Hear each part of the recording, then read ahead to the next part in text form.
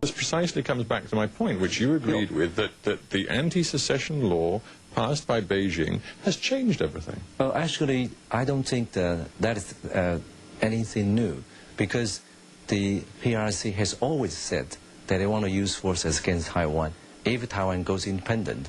They only put that into a form of law. This is what we oppose, because I don't think the PRC is that law-abiding to a point where they need a piece of law to give them the authorization to use force against Taiwan. So I'm confused now. So the anti-secession law isn't that important? No. I think the anti-secession law is something that they want to use as a criteria for using force against Taiwan.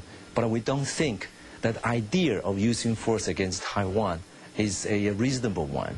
That is why we oppose that, because it's not a bilateral measure, it's a unilateral measure. You're saying you oppose President Chen's desire to end the Unification Council, end the Unification Guidelines.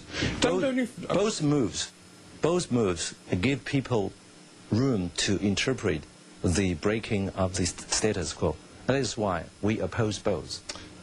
Are you a little bit uncomfortable because your position basically is Beijing's position? No. We oppose the anti-secession law.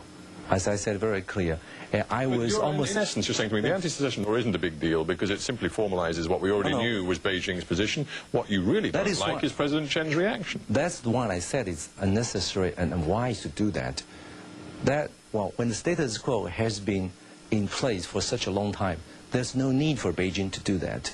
Again, the Mainland Affairs Council and Mainland Affairs the guidelines have been there for 15 years. There's no point to change that. So that's why both sides are changing the status quo to some extent. That is why we are opposed to that. Bottom line is, you oppose President Chen's position on I oppose the use of force against Taiwan also. Which does put you, on this particular issue, on the side of China. No. Why? If I may continue, why did two senior... Why do you get the context in my head? We've got 780 missiles pointing directly at Taiwan. We've got military war games on the Chinese side of the Straits, which clearly are simulating attack on Taiwan. We've got what you call a very grave military threat. We've got the anti-secession law. And after all of this, your senior party officials are going to glad hand Chinese leaders in Beijing. Daily called the visit detestable and shameful. The Taipei Times wrote this in an editorial. Today, the nation's sovereignty, that is Taiwan's sovereignty, is in the hands of the people. We have the right to decide Taiwan's future. If, under such circumstances, we allow Lien Chan to unite with the communists to sell out Taiwan, our descendants will laugh at our ignorance and naivety. I don't think Mr. Lien is selling out Taiwan. He's only the opposition leader. He didn't have that power. Only the people in power could sell out Taiwan. So I think they actually mistook Lien Zhan for somebody in power. Well, let me ask you this. All Lien Zhan could do is just reach a verbal consensus with the mainland on things that we might be able to do when we come back to power. Well, to resume the talks, to sign a peace treaty which include military mutual trust mechanism, and to reach an agreement on the establishment of a common market. In other words, we hope to use these mechanisms to bring peace to the Taiwan Strait instead of an arms race or a confrontation, as the Chen administration has done. We know that China is suppressing freedom of speech. Yes. They're closing down newspapers. They don't allow, for example, BBC Online to be seen inside China.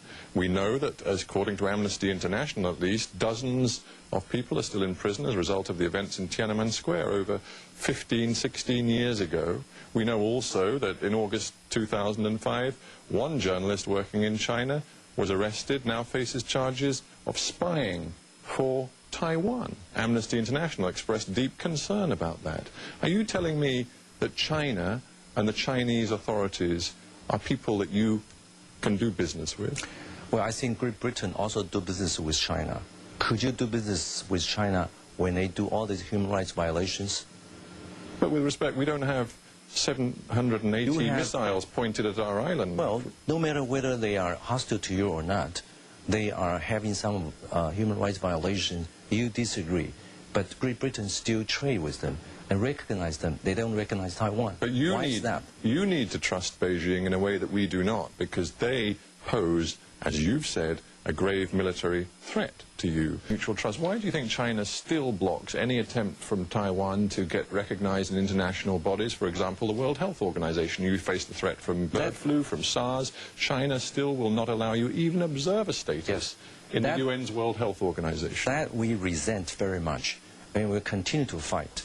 You know, the number 4th common vision, which was part of the census reach last year, was exploring the issue of international space. That is the naughtiest one among all the issues, because internationally, in their view, there could only be one China. That's the PRC, not us. So we have been squeezed out of all the important international governmental organizations. Well, that's what President Chen says, but your view is somewhat different, because you actually, you don't believe... Oh, no. We are the same.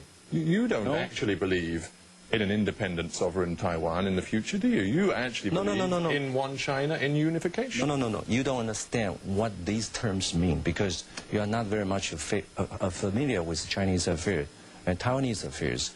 We support Republic of China and Taiwan, which at the moment is independent from foreign interference.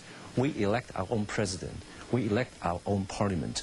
We are not ruled by a foreign country. No, I do understand that, but you have in the past been confusing. You've said your ultimate goal is reunification with mainland China, but you've also said it's an issue that should be settled by Taiwan's 23 million people. That's right. And then you said it's an issue that should be settled by people on both sides of the strait. So which is it? Okay, what I have been saying is that Taiwan's future should be decided by Taiwanese people. This is a consensus of all the people in Taiwan. And there are several people on the other side of the Taiwan Strait. Listen to me. There are 3 options before us: independence, status quo, and unification. At the moment, the vast majority of people support status quo, and about only 15 to 20% of people support either independence or unification. So, at the moment, I think we should maintain the status quo, and we oppose any unilateral change of the status quo. But in the future, when conditions are right, if Taiwanese people have some other thoughts, they could still make that decision according to their free will. This is 100% democratic.